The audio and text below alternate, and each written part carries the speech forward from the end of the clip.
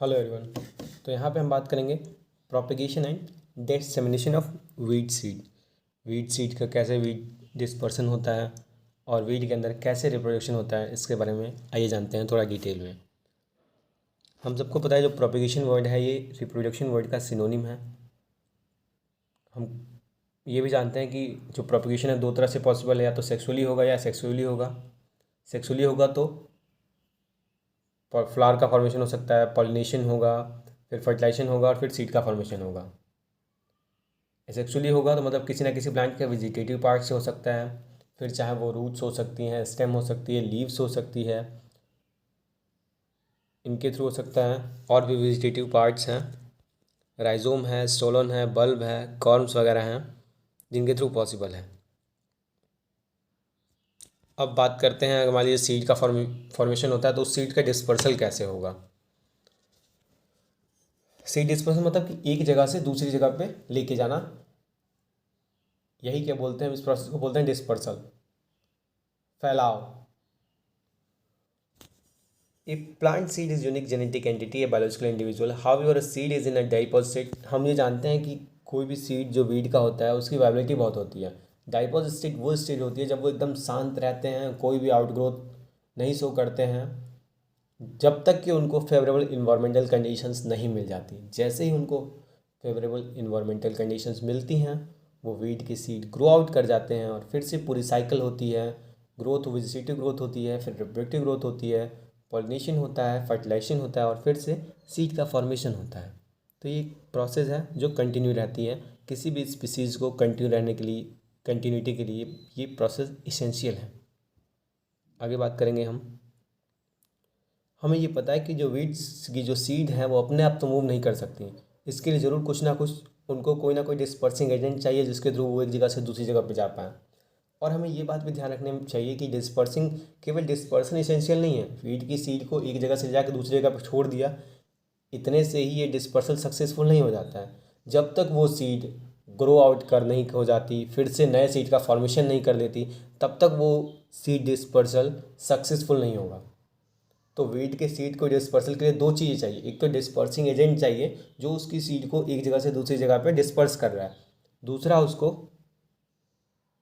Favourable conditions चाहिए, फिर से वो ग्रो आउट करे सीड, पूरी लाइफ साइकिल हो और फिर से सीड का फॉर्मेशन हो।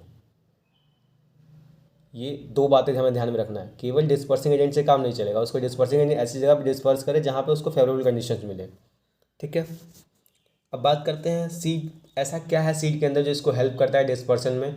एक तो डिस्पर्सिंग एजेंट है, लेकिन डिस्पर्सिंग एजेंट किस तरह से हेल्प करते हैं, इसके लिए सीड कुछ ना कुछ अपने अंदर मॉडिफिकेशन करता है, कोई ना कोई ऑर्गन डेवलपमेंट करता है, कुछ ना कुछ मॉडिफिकेशंस लाता है। आइए जानते हैं उनके बारे में थोड़ा डिटेल में।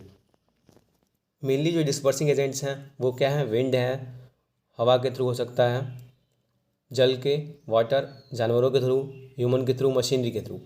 अब बात करते हैं इन सब के बारे में थोड़ा डिटेल में। बात करते हैं विंड के बारे में, कैसे विंड से होता है। तो होता क्या है, हमको ये चीज़ ध्यान रखनी चाहिए, अगर विंड से डिस्पर्सल होगा तो सीड का वेट क्या होना चाहिए, कम होना चाहिए। अगर सीड हैवी होगा तो डिस्पर्सल विंड के थ्रू पॉसिबल नहीं है। विंड के थ्रू जिन भी सीड्स का डिस्पर्सल होता है वो सीड्स लाइट वेट होती हैं, स्मॉल इन साइज होती हैं। देखिए पेपर्स, कुछ मॉडिफिकेशंस हैं जो हेल्प करती हैं सीड के डिस्पर्सल में विंड के थ्रू। पेपर्स एक पैरासूट लाइक का मॉडिफिकेशन है जो आप देख पा रहे होंगे डायग्राम में, ट्राइडेक्स प्रोक्यूम्बेंस के अंदर होता है ऐसा।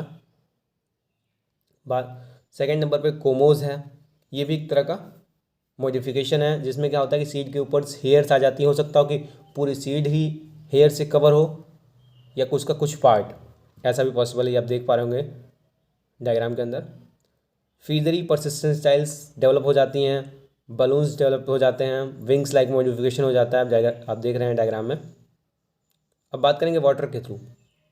तो हम क्लासिफिकेशन में पढ़ के आए हैं वीड्स के क्लासिफिकेशन, जो पिछला लेक्चर था हमारा उसमें हम ये पढ़ के आए हैं कि एक्वेटिक वीड्स भी होती हैं जो वाटर के अंदर ग्रो करती हैं, वाटर के अंदर अपने प्रोसेस कंप्लीट करती हैं, लाइफ साइकिल कंप्लीट।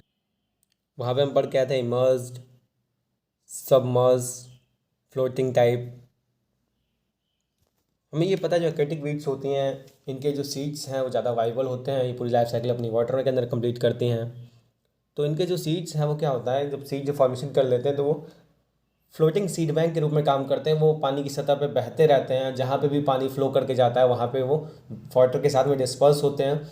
और अगर जब तक वहाँ पे फेवरेबल कंडीशंस नहीं मिलती है तब तक वो डॉर्मेंट स्टेज में रहते हैं। जैसे ही उनको फेवरेबल कंडीशंस मिलती हैं वो ग्रो आउट करते हैं और फिर से लाइफ साइकिल अपनी कंप्लीट करते हैं, फिर से सीड्स का फॉर्मेशन कर देते हैं। ये हो गया वाटर के थ्रू। अब बात करेंगे हम एनिमल्स के थ्रू।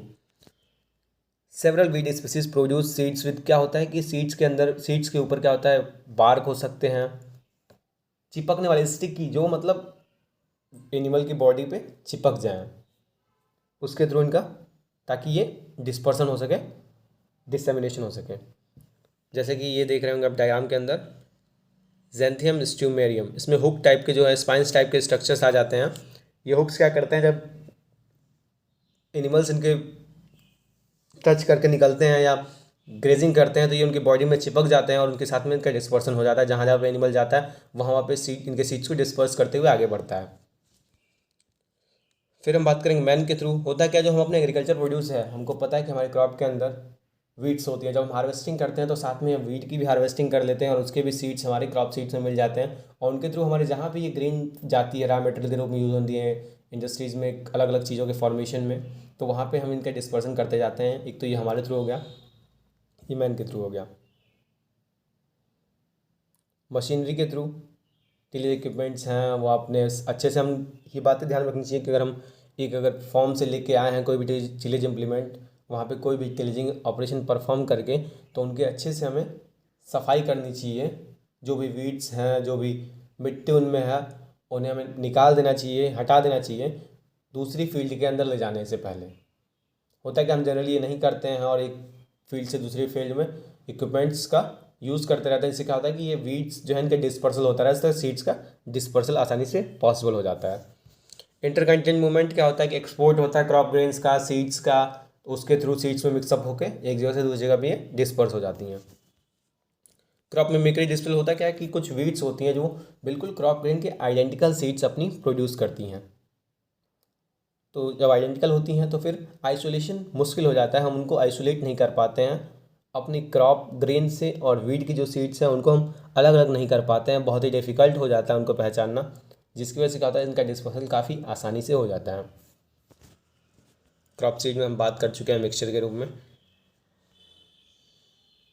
Thanks for watching. अगर आपको वीडियो अच्छी लगी हो तो इसे लाइक करें, चैनल को शेयर करें, सब्सक्राइब करें और साथ ही साथ बेल आइकन को प्रेस करें। Thank you for watching.